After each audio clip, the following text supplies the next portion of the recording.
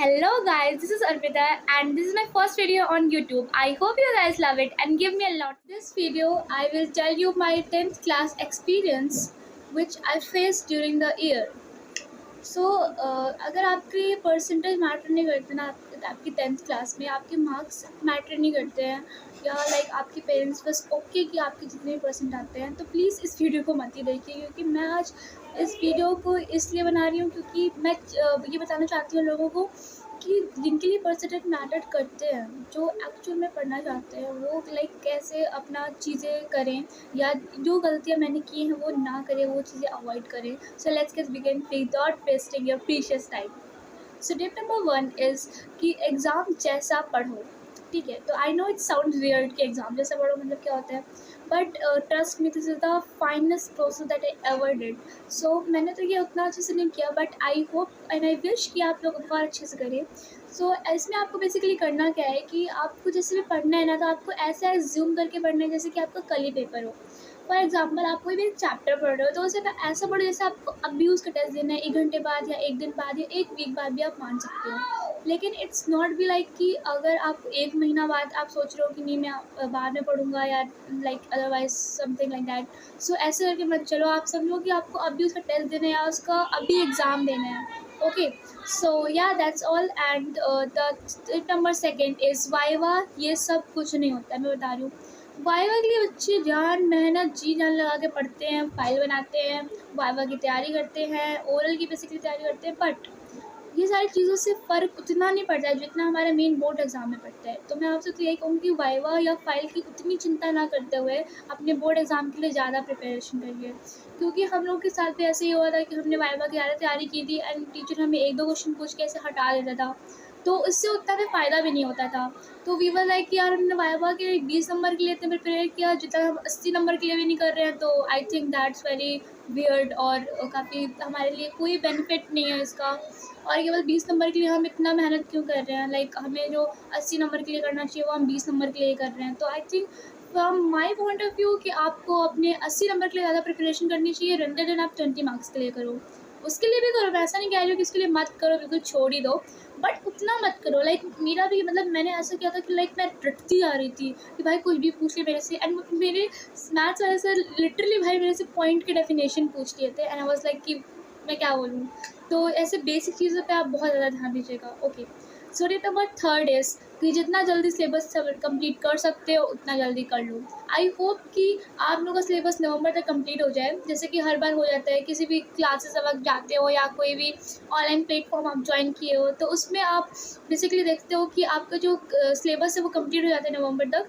But मेरे हिसाब से ये है कि आप लाइक आपका जो वीकेस्ट सब्जेक्ट है ना, लाइक फॉर एग्जांपल मेरा मैथ्स था लेकिन आपका कुछ और भी हो सकता है. तो आपका जो वीकेस्ट सब्जेक्ट है ना आप उस पर ज़्यादा ध्यान दो. और उस पर ज़्यादा ध्यान दो इन इट्स सेंस कि आप उसको ना कभी भी स्किप मत करो, हमेशा उसको पढ़ते रहो. लाइक कभी भी उसको छोड़ो मत. ठीक है, तो उसको हमेशा पढ़ते रहो और उसको जितना जल्दी उस चीज़ का सिलेबस आप कंप्लीट कर सकते हो ना उतना कर लो.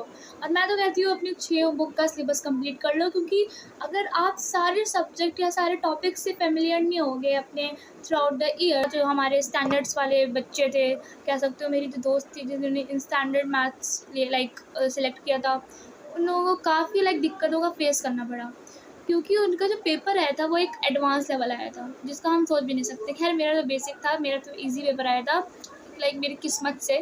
पर किसे पता भाई कि 27 का भी ऐसे ही पेपर आ जाए. तो मेरी तो सबसे ज़्यादा बड़ी यही टिप रहेगी कि भाई तुम जितना अपर लेवल का पढ़ सकते हो ना उतना पढ़ो. और बेसिकली साइंस और मैथ्स में भाई, क्योंकि साइंस मैथ्स में ही आपको उस लेवल का पेपर बना के वो देंगे. बाकी और सब्जेक्ट में आई डोंट थिंक कि देंगे. बट हाँ, मैथ्स और साइंस का पढ़ लेना क्योंकि इस बार से हमें एक आइडिया लग गया है कि भाई किसी भी लेवल का पेपर आ सकता है.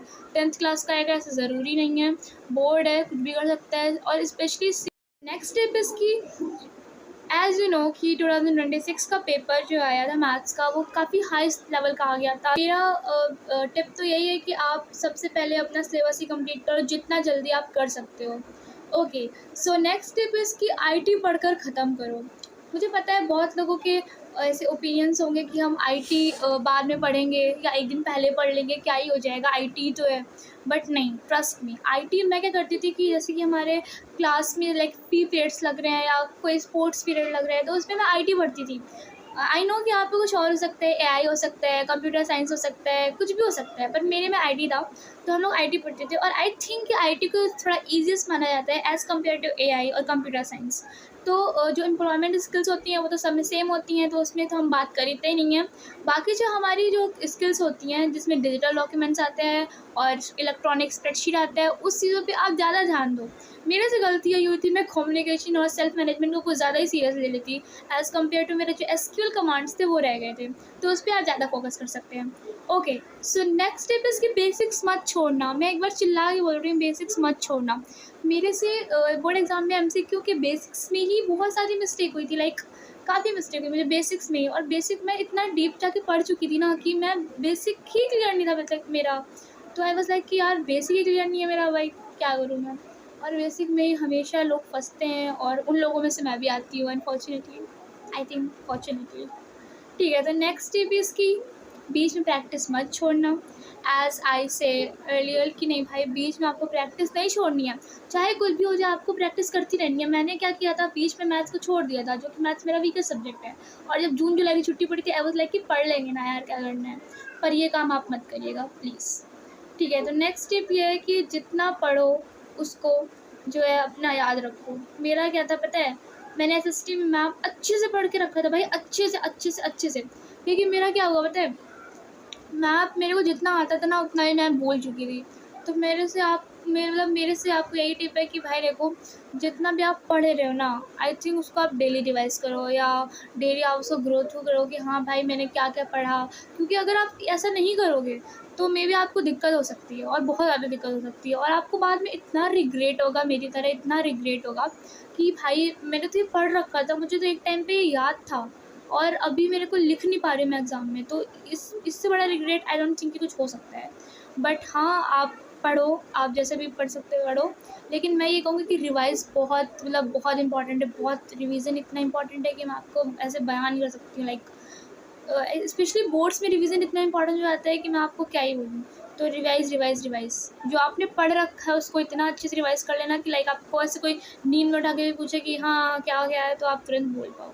ठीक है, so next step is, CBSE तो भाई कुछ भी कर रहा है, बता रही हूँ कुछ भी कर रहा है। तो इसलिए सीबीएसई पे ज़्यादा ट्रस्ट ना करते हुए, या कोई भी बोर्ड है उस पर ट्रस्ट ना करते हुए, आप अपनी तरफ से पूरी अपनी प्रिपरेशन को बेस्ट दीजिएगा। एंड 2027 वाले बच्चों के लिए मेरा बहुत ज़्यादा मेरी ब्लेसिंग्स रहेंगे आप लोगों के साथ। एंड आई होप कि आप सभी का जो पेपर हैं बोर्ड्स के वो सारे अच्छे जाएँ।